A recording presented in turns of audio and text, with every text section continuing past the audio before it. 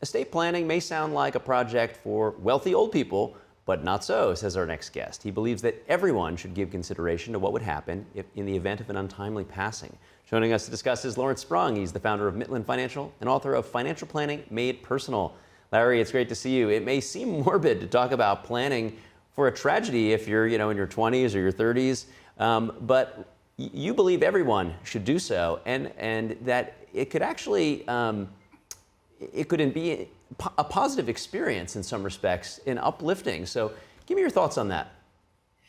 Yeah, so I think, we're in an environment in a world where people have more stuff than ever. And it doesn't have to be physical stuff. It could be, passwords to our bank accounts. It could be our social media accounts. So, that stuff needs to be dictated on where does it go if something happens to me. Now, most states have a plan for us if we don't have a plan in place already. But I think most people don't want the state to dictate where their social media passwords may go, or their pets, or all those things that they've accumulated that are very important to them.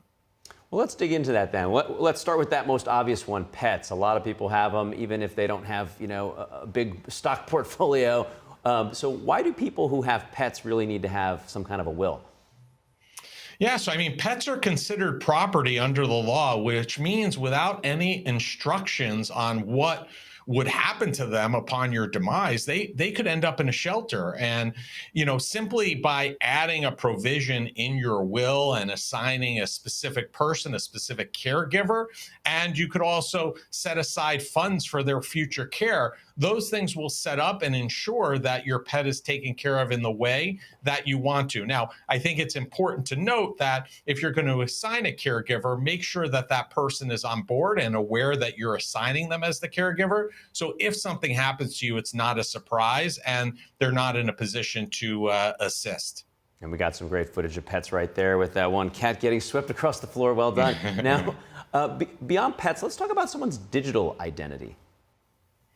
Yeah, digital identity is huge these days. Whether it's, your social media accounts or your cloud storage, your digital footprint needs protection. And there are some easy hints or tips that you can use. So if you're an iPhone user and Android has a similar feature, they have a contact feature that allows someone to access your device and your information after your death. You just have to assign them. It's called a legacy contact with Apple, and it's very simple to instill. Also, consider storing your passwords in a secure vault like 1Password or LastPass, and list instructions in your estate plan on how to access it.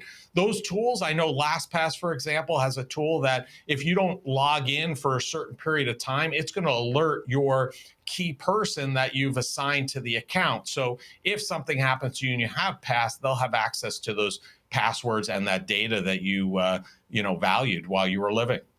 A lot of great tips there. Obviously, a lot of reasons why even people without a ton of accumulated wealth should have some type of document that outlines what would happen in the event of a tragedy. But lawyers are kind of expensive. So what do you recommend to people who may, not have a big amount of assets and wealth?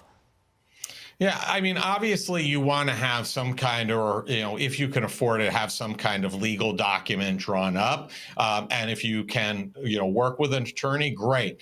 But, keep in mind, even a simple will is typically better than none. So, if you don't have anything, then the state's going to dictate who inherits your assets and who handles your affairs for all the things that we've talked about today. But there are free will services like freewill.com or low-cost online tools, Trust and Will, that can help you get started.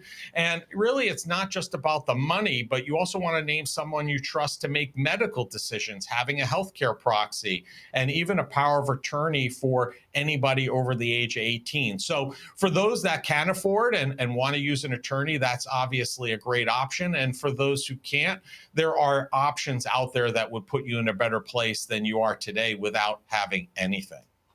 You've touched on a couple of things that are quite interesting. We were talking about the legal elements of it, but you're actually talking about the medical elements. Can you expand on that a little bit more? Yeah, so I'll give you a perfect example, a real life one that we experienced when my son went to college at the age of 18. He was having health issues with regard to the food that was being served at the specific university, and we called the university to have a conversation with the health department, and immediately a wall went up. They wouldn't discuss it with us, and we were like, "Well, we pay the bill. We're the financial party." They didn't care because of HIPAA. He was protected. But immediately we let them know that we had both a healthcare proxy and a power of attorney to act on his behalf.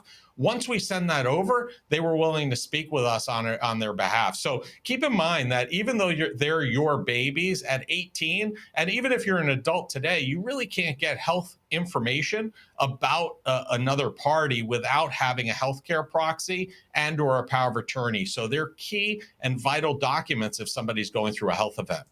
And Larry, just as we finish up, how does this exercise become not a morbid exercise, but actually an uplifting and maybe something that solidifies or makes someone ponder their own personal values?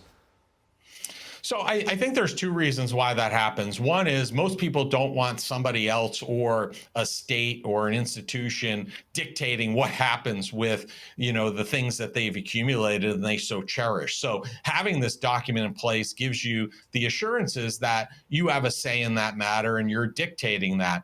The other thing is, if you're a non-traditional family or, a single person, or a traditional family, you can use your planning to leave a lasting impact and choose a cause. You can make charitable recommendations within your wishes as well. And you can leave a charitable request in your will or set up a donor advised fund to help giving even after you're gone. And, the reality is people think that you need a lot of money to do these things, but the reality is a small amount can really make a difference. So many great tips there. Appreciate you sharing your advice. Lawrence Sprung, founder of Mitlin Financial. Good to see you. Thank you, Kerry.